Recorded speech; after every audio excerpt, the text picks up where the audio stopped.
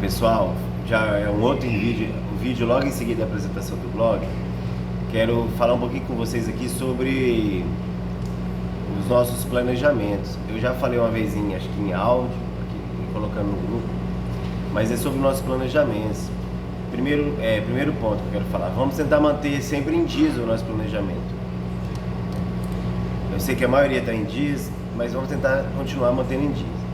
Uma outra coisa que eu já falei anteriormente, que nós precisamos ser específicos no planejamento. Porque assim, o planejamento ele precisa ser efetivo. Eu sempre falei assim, discutir essas questões de coisas inúteis que a gente tem que colocar, né? E tem coisas que é inútil, a gente é obrigado, então a gente tem que fazer. Mas o planejamento, ele tem que ser efetivo. Como assim? Por exemplo, se você vai dar aula de português, aí você tem lá, por exemplo, interpretação de texto. Então, tem que ter o texto lá dentro, ou um link do texto. Como eu falei, se você sabe criar link, ou você vai pegar um link na internet, por exemplo, interpretação de texto tal, aí coloca o link do texto, por exemplo. Pode ser, porque quando a pessoa entrar lá no blog, no planejamento, vai ter o link para clicar nesse planejamento que você usou em sala. Você pode escrever se é atividade impressa ou escrita, mas tem que ter lá a atividade. Ou cola lá dentro do quadradinho, que já é o desenvolvimento, ou faz um link, pessoal, tá bom? Mas ele precisa ser efetivo, porque como eu já falei anteriormente, às vezes tem planejamento assim, atividade de interpretação de texto. Aí, mas qual interpretação? Cleiton, mas eu estou usando o livro didático, então coloca APS mais, segundo ano, APS mais, terceiro ano, página tal, texto tal, beleza.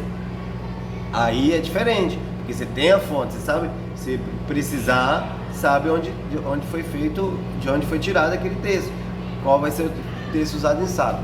Então assim, vamos caprichar para ficar efetivo. O planejamento ele precisa ser efetivo, ele tem uma lógica.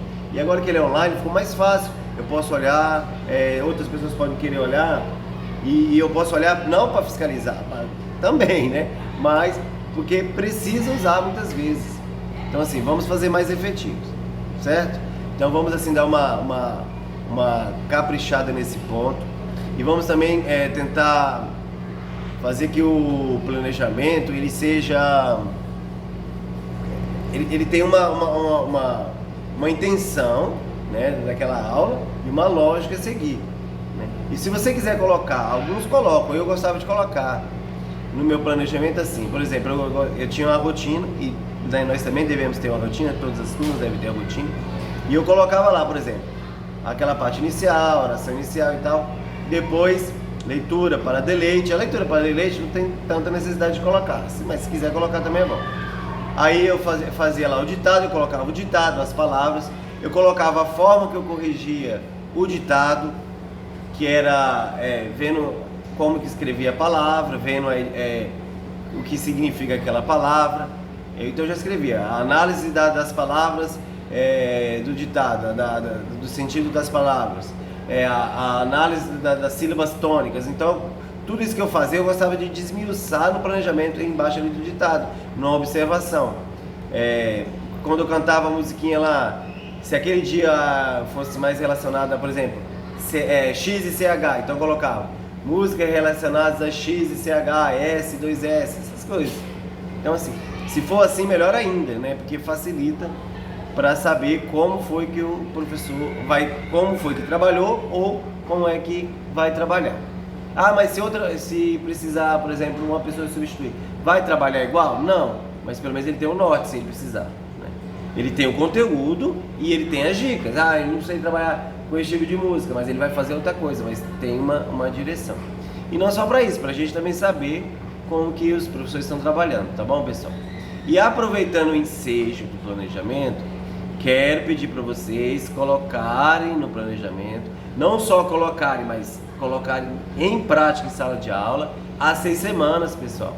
Eu olhei os planejamentos hoje, acho que duas ou 3 salas só que estão usando do segundo e terceiro ano. Nós temos 3 turmas do segundo e 5 do terceiro, então 8 que estão usando lá o planejamento há 6 semanas. Vamos usar. Ali não vamos usar porque a CEMED pediu, é porque é efetivo. Porque a grande reclamação nossa foi o seguinte, dos professores, e eu concordo, grande problema dos nossos alunos de irem mal nas provas é porque eles não leem, porque tem preguiça de ler, porque tem dificuldade de leitura. Então esse projeto que a Sueli criou foi nesse sentido, por conta disso, porque ela percebeu esse problema em toda a rede. Então é por isso que foi criada a Fluência em Leitura. E daí ela fez a primeira semana, eu fiz a segunda, a terceira, vou tentar fazer até amanhã a quarta semana, para colocar em prática. E é efetivo, é uma coisa que funciona, né? Na medida do possível eu estou indo na sala, ainda não foi tanto para ver essa questão da fluência em leitura, mas principalmente sistema fônico e tal, para também ajudar, né, dar ideias de como se pode trabalhar. Eu posso também ir na sala de aula falando sobre isso, fazendo isso alguma parte da atividade ali com os alunos, para colaborar com o professor. Mas então, assim, esses dois pontos. Vamos caprichar no planejamento para que ele seja efetivo e vamos colocar a sequência das 6 semanas de fluência em leitura, tá bom, pessoal? Fazer outra. Até a próxima, pessoal.